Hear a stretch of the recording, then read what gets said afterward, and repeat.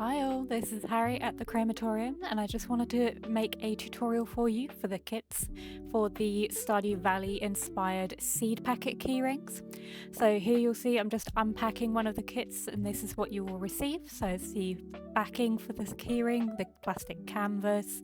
There's also the keyring hoop with the little chain, and you will also receive the needle, which is inside this little paper sleeve to keep it safe so you don't impale yourself after opening that, and then the chart itself with all of the embroidery threads that you will need to make your keyring.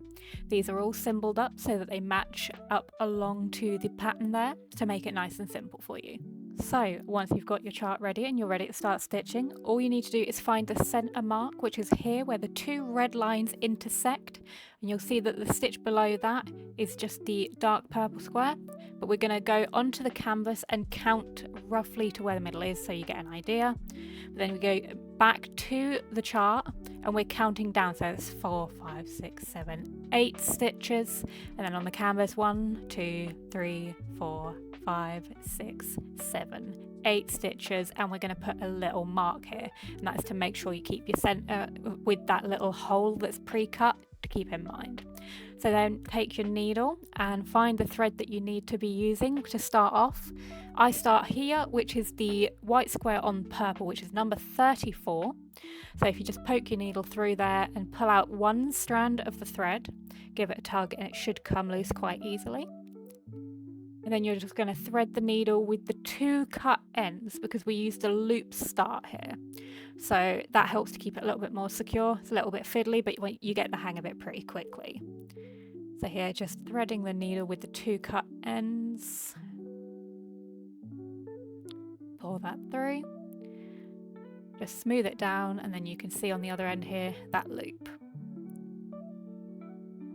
So you go over to your plastic canvas, again where your centre mark is, and remember that little square is just below that centre mark. So we're going to start here, starting in the bottom left corner from the front, then to the top right corner, and then you're going to pop the needle through that loop. So just here you'll see threading through that loop before you pull it tight. Then once you go back through the hole that you just came up in, pull it tight, then top left down to the bottom right, and you have created your first stitch. So then you just have to carry on in the same manner until you've finished the stitches of that colour in the area you're working on. It does get stuck on the corner quite frequently. It will drive you mad. I am sorry, but I have not yet worked out a way to make this not happen.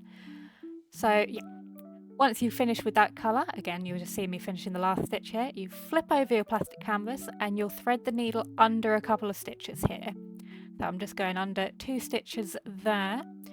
Then I like to turn it round and go back under the stitches, but only the last ones, so that it makes like a double back on itself to make it nice and secure. Then you can just snip the excess thread off and you're ready to start the next colours. Here I'm going to show you the trickiest part of the pattern here, and that is stitching around the little cut hole. I have done it this way because it saves you trying to cut the hole after you've stitched and risking cutting your stitches, but it is quite fiddly. So again, we're just getting the cream colour thread here, number 712. And we're going to start with the loop start, same as last time.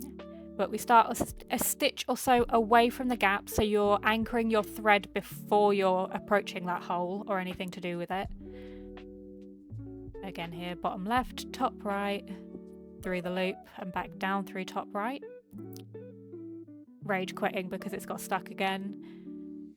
Then you're going to go through a bit different from where before. So you start in the bottom left of the next stitch, going into that gap, but you're going to want to pull to kind of over direct it so that it fits into the little gap, and then go stitch to the hole away from the hole so that it's pulling those threads tight into the little corner post of the cut hole.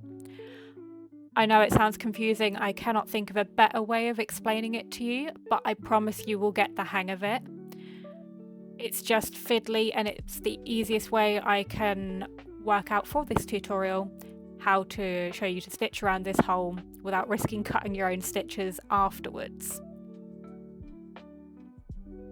So yeah, you just carry on in the similar way around that hole, just making sure to pull the thread away from the hole to pull it into those little notches that are left there so that they still look like a normal stitch. It takes probably as much time as half of the rest of the pattern combined.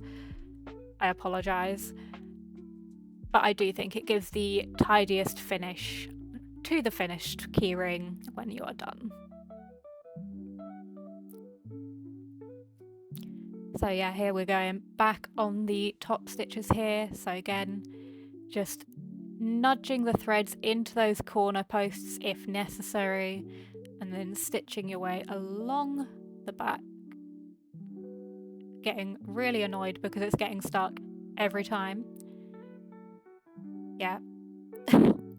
And then you're going back through the hole, and then because we're going across the top of the hole, you're pulling up on the threads this time to kind of over direct and make sure they slot into the little tiny gaps that are left from where those posts have been cut out.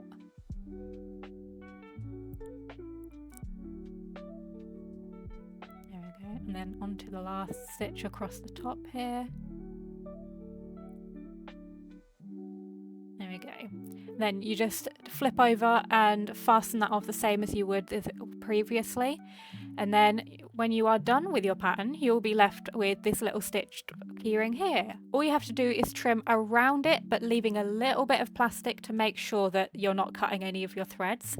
And then you take the felt backing. This is self-adhesive, so if you just turn it over, peel off the backing, again, can be a little bit fiddly, but you get the hang of it. And then you're wanting to line up the little cut hole with the hole in your keyring. There you go.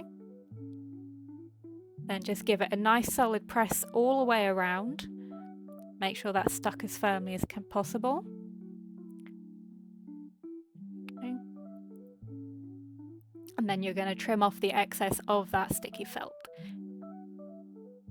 Just trim it as nice and close as you can because it helps to keep it more tidy across the back of your keyring.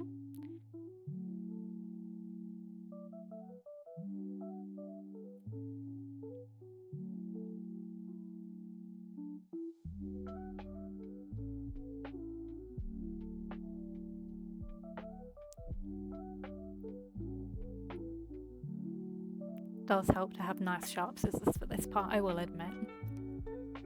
Once you get to the bottom there, snip that off, and then again just press around the edges just to make sure those are as stuck as possible. The adhesive is not great, but that is a just fact of the sticky felt, I'm afraid.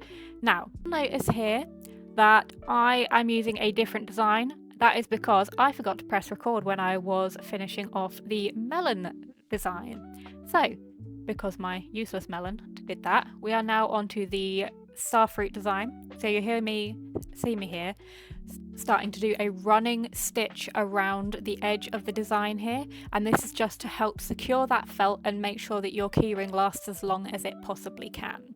So I've just used the thread that I have the most of. And once you get all the way around, you can just go through that last stitch a couple of times just to make sure that is extra secure as you are finishing off. Like so. And then you can go around that stitch just to weave it in a little bit. And then I go through the felt, pushing it as close to the plastic canvas as I can, hoping that I've grabbed a couple of the backs of the stitches just to make sure that thread is extra secure inside the felt. And pull that nice and tight. And snip that off as close as you can get it. Over time that will probably work its way back through, so you won't see that at all. And there you have your finished stitched Stardew Valley inspired seed packet. And all you have to do is attach the keyring. So here you'll see the keyring with the chain and the little mini split ring attached. So all you have to do is stick a nail between there, open that up, and then you can attach that through the hole being careful not to pull too hard because it can snap the plastic canvas, but just gently easing that through and around the keyring chain. There we go. And just smoothing out the backing again. And there you have it. That is your finished Stardew Valley inspired keychain stitched by yourself. And then just here so you can see the melon design earlier that I forgot to film.